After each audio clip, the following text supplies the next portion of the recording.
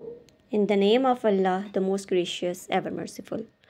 Assalamu alaikum everyone. Hope you all will be fine and enjoying your good day. Welcome to my channel English Language by Aisha Sabir. In last few videos, I have told you the few vocabulary words and hope so it will be informative for you and you will be learning those vocabulary words and practicing them. Today, I will tell you something about grammar. Use of articles का जो concept है वो बिल्कुल early classes से, जो basic classes हैं वहीं से स्टार्ट हो जाता है।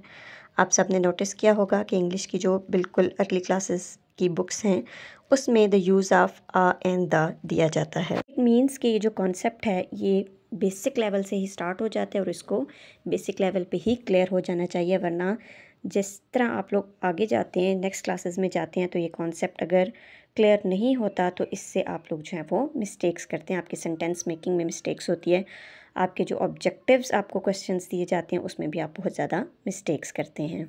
एज अ टीचर जो बात मैंने नोटिस की है वो ये है कि जब भी किसी से पूछा जाए कि आ और एन का यूज़ क्या होता है तो मोस्टली बच्चे ये कहते हैं कि आ हम उन वर्ड्स के साथ लगाते हैं जिनका फर्स्ट लेटर जो होता है वो कंसोनेंट होता है, और एन जो है वो हम उन वर्ड्स के साथ लगाते हैं जिनका फर्स्ट लेटर जो होता है वो वॉवल होता है। But this is a big misconception, और you can say that this is a big mistake. ये बहुत बड़ी गलती है। हम कभी भी आ और एन को लेटर्स के साथ हम यूज़ नहीं करते।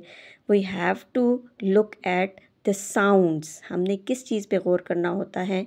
हमने साउंड्स पे गौर करना होता है। कभी भी लेटर्स पे आपने फोकस नहीं करना। आपने जो भी वर्ड आपको दिया गया है उसका जो फर्स्ट वर्ड है उसकी आपने साउंड पे फोकस करना है, और साउंड जो है वो आपको बताएगी कि आपने आ लगाना है या एन लगाना है। ठीक है, फॉर एग्ज़ाम्पल हमारे पास एक वर्ड है।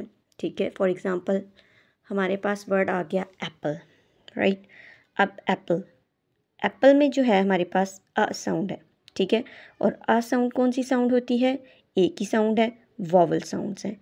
तो हमने जहाँ पर वॉवल साउंड्स होती हैं, not letters, keep in your mind, जहाँ पे हमारे पास वॉवल साउंड्स होंगी वहाँ पर हमने एन का यूज़ करना है।